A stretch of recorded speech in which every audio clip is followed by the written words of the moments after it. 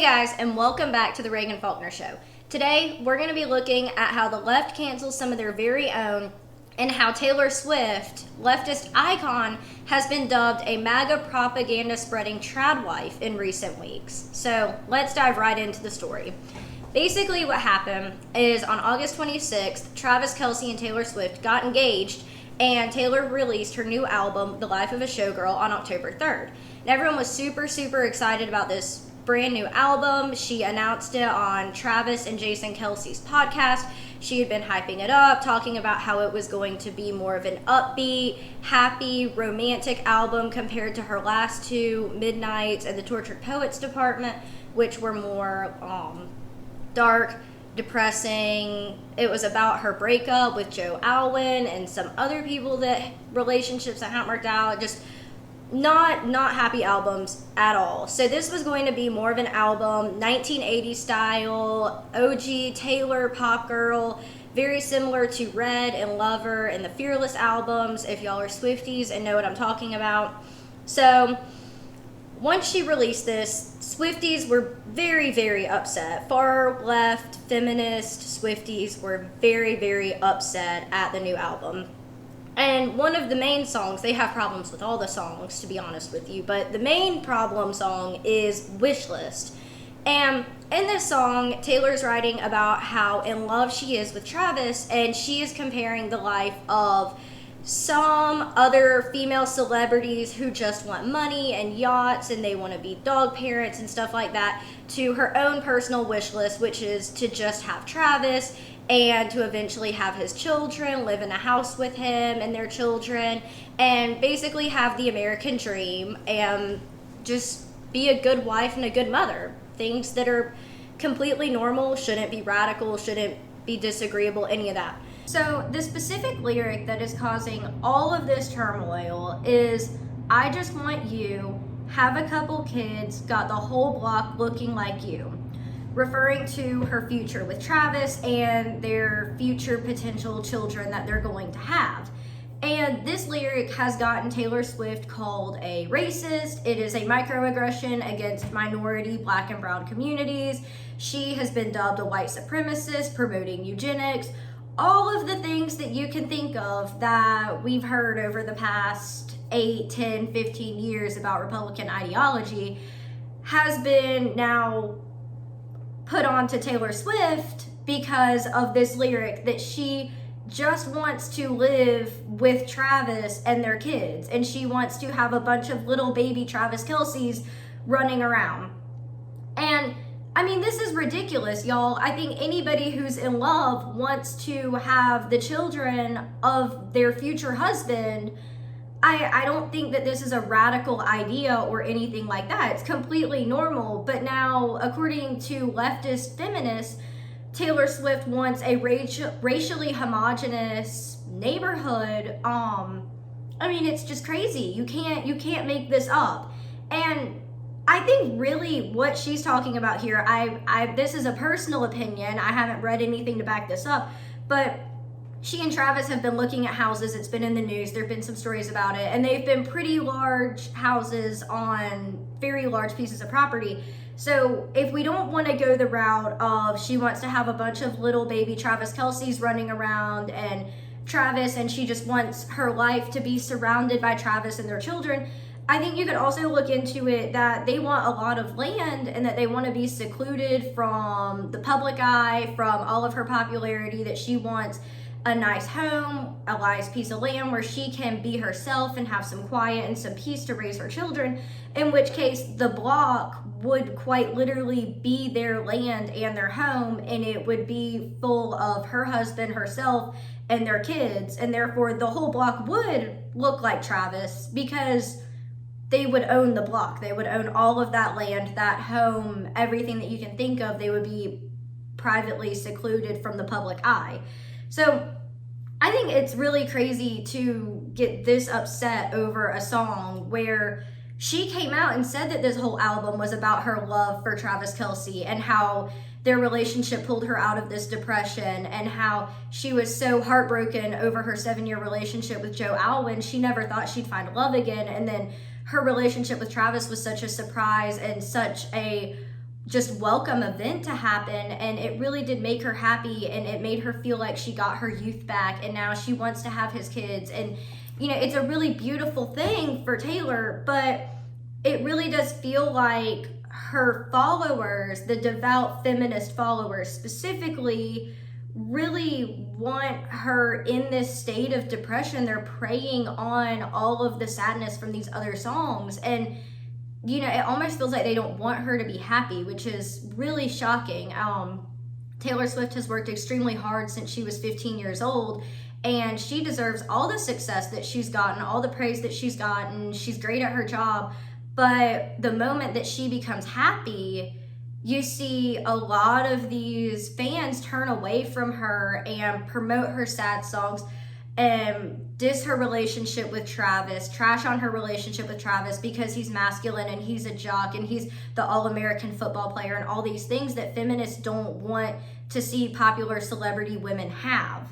I also want to talk about how she kind of goes on to say in this song, after the lyrics we talked about, we tell the world to leave us the F alone, and they do, which I think further backs the point that she wants more of a private life where she can live with Travis and their kids. I don't think she'll ever stop making music or anything like that. I think that she'll always be in the public eye, always be famous, always be somebody that little girls look up to.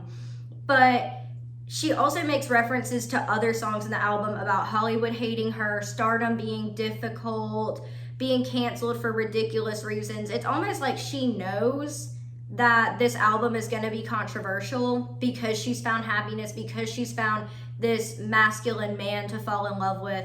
And I think that she was really almost prepping for it and knew it was going to happen, and is just ready to shut out the comment sections, shut out the haters, shut out the people that are trying to tell her what her life needs to look like, when she's literally one of the richest, if not the richest women in the world. Now, she's also being canceled for another song called Eldest Daughter, and that lyric is her saying when she said she didn't believe in marriage, that was a lie. And now a lot of people are saying, oh my gosh, Taylor, you led us astray. You led us to believe that marriage was this bad thing, that we needed to be strong, independent women, that we didn't need a man, that we didn't need marriage, all these things. Y'all, people are allowed to grow. People are allowed to mature. They're allowed to change. They're allowed to change their thoughts. I mean, if she was in this relationship for 7 years and got heartbroken, then it's kind of no wonder that she would say that she didn't believe in marriage in the midst of that. That would be a heartbreaking experience. I'm sure many of y'all watching have had a similar experience, and it was heartbreaking. But she found a new relationship, overcame that emotional turmoil, and moved on and found somebody that she loves and she's happy with. And she can grow, she can change, she can overcome depression. Whatever emotionally happened to Taylor is allowed to happen. People, specifically celebrities, are not in this box where they're the same person that they were from the time that they started being famous to wherever they are in their career now. Like, whether you're a celebrity, a regular person, you're going to change, you're going to mature, you're going to morph into somebody different, or have different values, ideologies throughout your life. It's part of growing up and changing. Now, the last song that I really want to talk about, and then we'll go into some other celebrities that are currently and have been canceled by the left, is Father Figure. So realistically, Father Figure should be one of the most canceled songs, I guess you would say, in the midst of this album. I am surprised that it has not received the amount of hate that I think it deserves from the left. Personally, I love this song. It might be my favorite on the album, but this isn't the one that enraged the left, and that doesn't make sense to me. So in this song, and we're going to go into a little bit of Taylor Swift history real quick, but in this song, she's singing about Scott Borchetta. And Borchetta was actually the one who found her at 15 and signed her to Big Machine Records. And that's what really started her entire career. So she worked for Big Machine Records for a while. She had a great career. Well, eventually Borchetta sold the rights to her music to Scooter Braun. controversial music mogul. Some of y'all probably know about him. We won't get too much into that, but some of his enterprises are currently under investigation, and he was also Justin Bieber's former manager that Bieber had so much issue with in the past few years, and specifically the last few months. So in the song, Taylor is singing about a father figure, Bruschetta, who coached her into the music industry and helped raise her in a life of stardom. But even though she trusted him like a father, he eventually betrayed her, as he did in real life when he sold the rights to her music to Scooter Braun. So Taylor's imagery concerning what a father is in this song, even though it's sarcastic and directed antagonistically at Bruschetta, is in direct conflict with everything that the left has been preaching for years, if not the past decade. And really, that's everything that I think you and I think about fathers that Taylor's talking about here, but not what they've been preaching. So, alluding to Bruschetta, Taylor says, "I'll be your father figure. I'll drink that brown liquor. I can make deals with the devil because my dick's bigger." And then she goes on to say, "I protect the family." So her portrayal, like I said, while being sarcastic, is really that of a man, of a masculine man, of a father-like figure, everything that she's proclaiming in this song. But like I said, it goes against what the left has to think about men, has to think about the nuclear family. She is literally coming out and saying that a father figure is an individual male with biological male anatomy, the protector of the family. And then I didn't pull all these lyrics in here, but in some of the other lyrics, the breadwinner, the provider. One of them is, "I'll wipe your tears with my sleeve." He's the emotional protector as well as the physical protector. And I am really unclear about why the left isn't mad about this song. Literally her saying that there's a biological difference between men and women, and that father figures are supposed to protect their daughters, supposed to protect the family from external threats. But outside of that, because they don't seem to be mad about that song, Taylor's album is not controversial by any means. It shows basic normalcy, maturity, growth, and love. And a love for your husband, a love to have his kids, to live with him, to live with your kids, to be a mother. Everything that is normal, everything that is the foundation of faith-based American society and American society as a whole. Honestly, the idea of the American dream, having a house, having a husband, having kids, having a family, just living your life and being happy. And it shouldn't be political. This shouldn't be a controversial issue. I think it's crazy that this has received so much hate. And if y'all don't know what I'm talking about, or y'all haven't seen it, please go on TikTok and just look up Taylor Swift new album hate, or look it up on X or Instagram or anything really, and you will see TikToks and videos and tweets among just so many, thousands of them, with hundreds of thousands of interactions and comments just about how Taylor Swift is no longer this pro-left feminist, how she's turned and she's going down the Republican pipeline and all of this crazy stuff just because she wants to be a mom and marry Travis Kelce. And this isn't the first time that we've seen this. So let's flash back to the summer when we had Sydney Sweeney and her great jeans. If y'all haven't heard of this one, basically back, I think it was June or July, Sydney Sweeney launched an ad campaign with American Eagle. If you don't know who she is, she was big actress. She's actually dating Scooter Braun now. That came out about 2 or 3 days ago. That's a whole nother story for another time. But she was in Euphoria. She's been in a lot of other big films, big TV shows. And she dropped this ad campaign with American Eagle about having great jeans. Sydney is extremely attractive. A lot of men really think she's pretty. They really like her. So the ad campaign was her wearing these jeans and talking about I think she was talking about her hair and her eyes and some of that. And then at the end, you hear a cameo of a voice going, "Sydney Sweeney has great jeans," talking about the denim jeans that she's wearing and promoting for American Eagle. So the left got a hold of this one too, this innocent ad campaign promoting American Eagle's most popular piece of merchandise, And they dubbed Sydney Sweeney a Nazi. They said that she was encouraging eugenics because she has blonde hair and blue eyes. And just that she was an alt-right MAGA Republican Nazi eugenics loving individual. It was crazy. It was really crazy. It was all over Fox News. It was all over the headlines on my phone. It was all over everywhere about how Sydney Sweeney was a Nazi because she had great jeans for the ad campaign.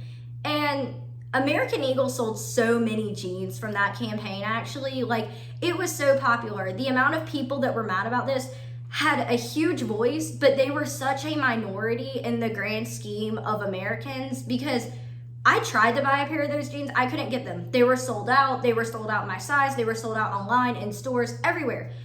This was such a great success for American Eagle simply because they used wordplay and they tapped into denim, which, I mean, Americans love denim. You can't tell me we don't. We love some jeans. We love some jean jackets. We love some jean dresses. Americans love denim. They really do. And it sold like crazy. It was such a popular hit, but the left couldn't take the patriotism of denim, apparently, or the play on words. They had to deem it Nazism and eugenics and everything under the sun that you can think about. Now, another hot topic that's been going on, talking about the left canceling their own, Lizzo, she's a singer, former body positivity champion. She was extremely obese. She ended up having some really bad health issues, chronic back pain due to her weight, and had to lose the weight. So she went into lymphatic massages and dietary plans and working out, I think 3 times a week, maybe more, just all the things to get healthy. And the left lost it. They said that she was betraying the body positivity movement, that she had lied to everybody, that the Ozempic shot came out and that she was hopping on the bandwagon of being skinny because it was popular, that she let the South Park episode get to her where they were advertising body positivity messages as a prescription called Lizzo. If y'all saw the episode, they went crazy that she did something for herself and lost weight and then was proud of it. She came out and said she was so proud of her weight loss. She felt better. She looked better. She didn't have all these health conditions anymore, that she was proud of herself for the positive impact that she made on her life. I actually saw a TikTok or an Instagram reel, and somebody argued that medications like Ozempic are genocide against the obese community. And they were arguing that Ozempic and similar medications are like that of Nazism because they are genociding an entire, I guess, the obese population, where in reality these medications are actually helping these people become more healthy. So now that we've looked at Lizzo and a little bit about her venture into the health space and making herself healthy and fighting some of these obesity related illnesses that she had, I want to look at a couple of statistics relating to Gen Z and health.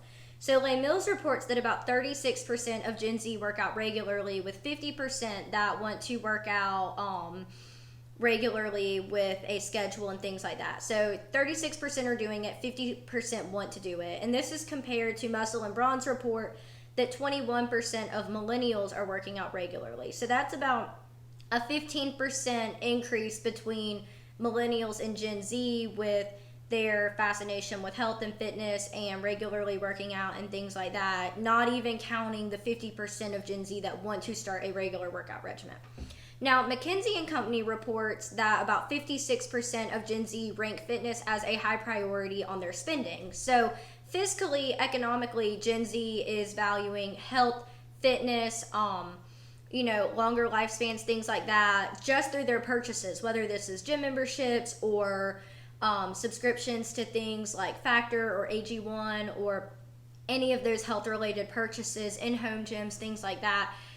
56% of Gen Z rank their spending on health-related items as extremely important. So it is trending among Gen Z to be healthy, to not be a part of the obesity epidemic, to have longer lifespans, all of those things. And Lizzo is just an example of what Gen Z wants overall. She is just one example of an overarching trend in the newer generations that are becoming adults right now. And it shouldn't be a partisan issue. It really shouldn't. We should all agree that being healthy and working on improving yourself should just be normal, and it should be promoted and it should be celebrated. It should not be a partisan issue. But the left encourages obesity, and they encourage self-destructive behavior, and they just encourage all of these things that fundamentally we can see through these statistics that Gen Z is not okay with. It's something that they don't want to be a part of, majority speaking wise. So again, Gen Z doesn't want to be in the American healthcare system. They don't want to be unhealthy. They don't want to have these chronic illnesses. They want to be healthy and happy and engaging with things that are positive and beneficial to their life, not engaging with things that are going to hurt them long term and hurt them short term. It's not something that statistically they're interested in. And speaking from personal experience, it's not something that I'm interested in. It's not something that my boyfriend is interested in. It's not something that our friends are interested in. We are very health minded in the way that we cook, the way that we eat, the activities that we do. We're not into this self-destructive obesity, body positivity behavior. And overall, Gen Z isn't either. Now, the last celebrity that I want to talk about is Jeffree Star. He is a male cosmetician. He has a company called Jeffree Star Cosmetics, and he used to be on YouTube where he would review different makeup products and cosmetic products, and now he's strictly on TikTok. And Jeffree came out the day that Charlie Kirk passed away and said that he was trying to upload a video that was regularly scheduled and everything, and that he heard about Charlie and saw the footage, and that he was so sick to his stomach and so upset that he couldn't proceed with his day because nobody should die for voicing their opinion, specifically on a college campus. And as we talked about a few episodes ago, that is where discourse should be encouraged, should be projected, all of those things. And it really affected Jeffree. And a little bit more about him. Yes, he's a male cosmetician. I believe that he is gay. He was presumably a member of the left, is presumably a member of the left. He really hasn't spoken much about politics until this moment. And he started being canceled for mourning the death of Charlie Kirk, for mourning the murder of an individual human being, just for speaking their mind, speaking their facts, and speaking the truth. And he went on in this video to say that there is man and there is woman, and that is it. There's no in between, there's no gender fluid, there's no non-binary, there's no they, thems, and that you are what you were born as. He was like, I am Jeffree, I am a man, I like cosmetics, I like makeup, but I will never be a female. I am a man, I was born a man, and I will stay a man. And he said that anybody who believed in they, thems, or believed in transitioning was part of the problem that we are facing right now, part of the problem of the division, part of the problem of the radicalization of American politics. He got absolutely canceled over this. He lost, I think, close to 100,000 subscribers. He had comments saying that he didn't belong in MAGA and that MAGA hated him and that he was a Republican, even though he came out and said, I'm not Republican or Democrat. I'm neither. I'm Jeffree. I'm a person with my own beliefs, and I believe in facts and I believe in science, and this isn't that. This is not facts. This is not science, and somebody should not die for voicing their opinions on a college campus. And like I said, it just exploded. Everybody on the left, that is, just went off on Jeffree for saying this basic fact that there is man and that there is woman and that Charlie shouldn't have gotten murdered for sharing his beliefs. He also got canceled prior to this because he thanked Trump for bringing back TikTok. Because like I said, he left YouTube to exclusively do content on TikTok, and he thanked Trump for bringing it back so that he didn't lose tons and tons and tons of money and revenue from not having this platform for advertising and for his brand. And everybody was like, oh, you're MAGA, you're going down the conservative pipeline, all of these things. He never endorsed Trump. He never said he was a part of MAGA. He never said any of it. He just thanked Trump for helping his business stay afloat, for helping him generate revenue, for, as an entrepreneur, wanting to promote his brand on this specific platform that he had spent so much time and sacrificed so much to do exclusively. Canceled just because he thanked Trump, just because he speaks facts, just because he doesn't think Charlie Kirk should die for his opinions on a college campus where we're supposed to look at different opinions and explore worldviews. Done. They're done with him.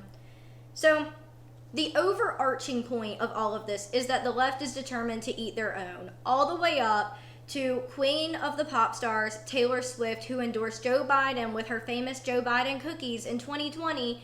They are done. They are determined to eat their own. And this really is not about the celebrities. It's about the rampant radicalization of their agenda. It is about the point where their agenda is so radical, so polarized, that marriage and facts and kids, they are not a part of the leftist equation anymore. That is too far for them. That's too far right. That's too far down the conservative pipeline. They need you to be a strong, independent woman without a man. You don't need to have kids. There are they, thems, and you can be whatever gender you want to be, and science doesn't matter. That is the agenda that they want to promote. And any celebrity that doesn't just blindly follow those optics is going to be canceled, and they're going to be ridiculed by this very far left sect of the party. And unfortunately, they're extremely loud, and they make the entire left look ridiculous, because not every leftist agrees with them. Not every Democrat holds these beliefs.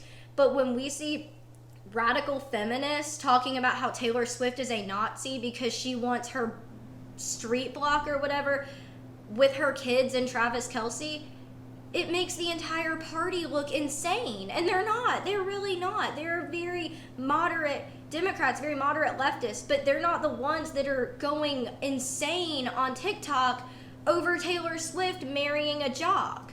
And it's not new. It really isn't. This rampant radicalization and canceling of different ideas, it's not new. So there was a 2006 article by Todd Gitlin titled "Why the Left is So Determined to Eat Its Own." And in the article, he's really talking about how this kind of started, maybe not started, but the first time we really have it historically documented is with the Bolsheviks purging out the Mensheviks during the Bolshevik Revolution. And Gitlin says, at least as often, though, the sect becomes inflamed, not because it has won, but because it has lost. Out of weakness, it imagines treason. As it dwindles, it devotes more of its energies to the urge to purge. It loses patience with arguments about ideas. It is already dead certain of how the world works and needs obedience, not disputation. It develops a taste for scurrilous charges and loyalty oaths. To its own dissenters, it says not consider this point, but how dare you. Basically what he's saying here is that progressives, even since the 1903 Menshevik Bolshevik situation, where the Bolsheviks tried to purge the Mensheviks because they believed that they had a more bourgeois opinion of Marxism instead of a purist form of Marxism. Since then, and probably before, this progressive sect tries to purge anything that's not the most pure form of their agenda and of their ideology, and how it progressively gets more radical, and they get more desperate as they're losing. And we see that in America. We had the red wave in 2024. We got Trump. We got, so many seats in Congress and, House of Representatives, Senate, many states turned red. And now that they're losing, they are desperate to hold on to something, and then we see just a more and more and more polarized agenda. And in another article, "While the Right is Devouring America, the Left is Eating Its Own" by John Pavlovitz, this was from May 2025, he says, "Our daily news feeds are littered with knee-jerk liberal objections to mainstream candidates, questionable past behavior, one-time verbal gaffes, or previous political positions that we've decided are certain deal breakers. We immediately disqualify potential allies in the name of our personal values or religious beliefs, allowing no gray space for compromise, no personal evolution for people, and no possibility of future alignment with them. We passionately partner in the work of our adversaries." And he ends the article saying, "It's time we on the left pulled ourselves together." So based on these articles, based on everything we've looked at, the left is losing. They are losing the ideological war. They are losing the war for representation in American politics.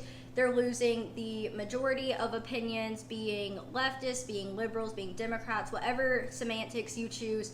They are losing, and they are lashing out, and they are angry, and they are just trying to radicalize their agenda and fight and scrap and fight and scrap, and it's not working. And by distancing themselves from basic everyday things, from normalcy, from facts, from science, from growth, from maturity, from all of the things that they're trying to distance themselves from by canceling these celebrities. They're pushing middle of the line Americans further and further and further away from their platform. And they're pushing them to Republicans. Like, these people may not want to be Republicans. They may have been long-term Democrats, long-term liberals, long-term progressives. But like I said before, the more radical this gets, the more moderates are going to be like, oh no, I don't want anything to do with that. I don't like that. Taylor Swift is not a MAGA propaganda spreading trad wife.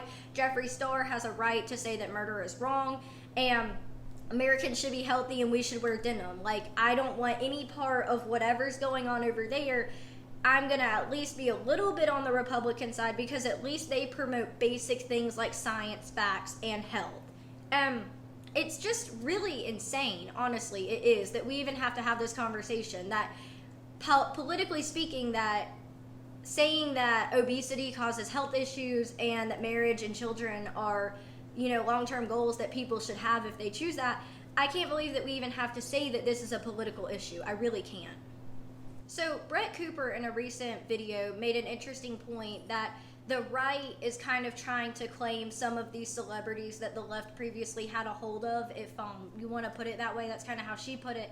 And I agree that the right is trying to do that, but I don't think either political party should. And I think that's part of the issue that we're facing in our society and in America is celebrities have no business being in politics, period. They know the majority of them know very minimal information about economics, public affairs, international affairs, very little information about these things that politicians spend years studying and practicing and learning and having deep knowledge on. So, yes, everybody has their First Amendment right, and I think I think celebrities can say whatever they want. I think if they want to go on Twitter and talk about which candidate they like or that they're pro-life or pro-choice or whatever they want to be, I think they have every right to do that. But as Americans, we need to stop taking that as facts, and as political parties, we need to stop trying to claim celebrities as poster children for a certain agenda. Like, it comes down to the politician and to the policy. It shouldn't be, oh, Taylor Swift says this, Taylor Swift endorsed Biden, I need to go vote for Biden. Like, Taylor Swift isn't in the White House. She's not going to be writing legislation. So no, if she's going to vote for Biden, then great, that's her choice, and she let us know that through Twitter, and congratulations that that's who she chooses to vote for. That should not sway any political choices. And like the Harris campaign trying to bring in all these different celebrities to endorse Kamala, like that is not a fair strategy, and it's not smart, because the American people don't know what they're voting for. They just know that their favorite singer or their favorite actor might be voting for that person. And that is in no way, shape, or form how American politics needs to operate. That is uneducated, it is naive, and it will lead to disaster. And the right does not need to go by that playbook. They can use modern advances like TikTok and Instagram and things that conservatives generally don't trend towards, things that young people do trend towards. Like, using those mediums is a smart campaign strategy. But trying to claim celebrities is just as bad as what the left has been doing. And it's honestly disrespectful to your voters, thinking that they're not smart enough to look at the policies for themselves and that they need to listen to a celebrity. Like, that is disrespectful to your base, and that is a personal problem that I have with current American politics. We should not be using celebrities to advance an agenda or advance a candidate. The candidate and the agenda should be so intact that they can advance themselves without the help of celebrities and famous people. So really, at the crux of this entire video is the fact that the left hates any ideology that conflicts with its own prefabricated agenda. It has a certain set of bullet points that mean that you are a Democrat, you are a progressive, you are a leftist, and if you don't abide by bullet point A, B, and C perfectly and exactly, then you will be canceled. They will eat their own, they will cancel you, they will throw you out like yesterday's garbage, because they need that strict set of bullet points to be followed. They do not care about growth, they don't care about maturity, they don't care about science or facts, they don't care about any of it, because that is exactly what these celebrities did. They came out and they said basic facts and how they felt about things, and that they accepted American values like marriage. I mean, not even American values, natural human values of marriage, of birth, of loving the person that you're going to marry and wanting to have their kids. They've come out and said basic scientific facts, and they've been canceled. The left does not want anything that conflicts with their ideology, and they don't want anything that might be backed by science or that might be backed by facts. And unfortunately, that is where we've come to. And it has culminated with Taylor Swift wanting to be loved, wanting to love, wanting to be a wife and have this nice life where she never said she was going to stop her career or anything like that. She just wants to marry Travis Kelce, have a couple of kids, settle down, probably go back to making music because that's what she's known for, but she doesn't have to. She doesn't owe anybody anything. She is one of, if not the richest women in the world. Like, if she wants to stop making music, then by all means, she can settle down and be a stay-at-home mom, and nobody should judge her for that. And the Swifties can't get over the fact that she got over her depression and is happy and is making happy music and doing happy things and being happy in her life. They also can't stand to see hard work pay off. Taylor Swift has grit. She has grinded through getting the rights to her albums back. She has grinded through multiple breakups, multiple failed relationships, multiple devastating life situations, and she made it through. She found a husband. She wants to settle down, and they can't be happy for her. It is ridiculous, and it is so evident of their ideology and what they stand for that it's going to turn so many voters away. It really is. But as conservatives and as Americans, we need to stand up for these values and ideals that are under attack. We need to stand up for the promotion of normal lifestyles, for the nuclear family, for marriage, for kids, for truth, for science, for growth, for maturity, for all of the things that we have talked about. We need to stand up for those things and defend those things because that's what the majority of Americans believe. The majority of people that are talking anti-Taylor, anti-Lizzo, anti-Jeffrey, anti-Sydney Sweeney, that is a very small sect, in my personal opinion, of very, very loud people. But that's not by any means what the majority of America believes. The majority of America believes that you can be happy, that you can get married, that you can have kids, that you can do whatever you want to do. They believe in science. They believe in facts. They believe in growing as a human being. And as conservatives, if we want to attract people to our party, and if we want to just exist and be happy, quite frankly, then we just need to stand ground on those ideas. We don't need to change anything. We need to conserve the things that we have always believed in. Nuclear family, hard work, morality, faith, all of those things. Because we can see over here that that is not what they believe, and they go crazy when they see it. When they see it, they say, no, I don't want anything to do with that. And as conservatives, we just need to stand ground and be like, okay, well, that's what we believe in, and we're going to stand with it. And if you want to stand with us, stand with it too, then, vote for our candidates, engage with our celebrities, whatever you want to do, but you don't have to be a part of all of that far left nonsense. And for young people, just remember that you can also stand up and reject this insanity. You're on college campuses, you're in the workforce, you have a platform, you have social media. So don't be afraid and don't be silenced. Just go out and just talk about what you believe in. You don't have to be quiet. You don't even have to go out of your way. Have a relationship, get married, have kids, believe in science. If you see an interesting statistic that you want to put on social media, put it out there. If you see a news story that you want to put on social media, put it out there. If you want to make a TikTok video talking about how ridiculous all this is, put it out there, because you shouldn't have to be silenced. If you are a leader on campus, then host speakers that agree with what you agree with. Be respectful. Table. Put out whiteboards where you can talk about things going on campus or politically. Just be involved and be active, and don't be silent, because when we're silent, these crazies over here, they look way more prevalent than they really are. And they're not. There aren't that many of them. There are more people like us than like them.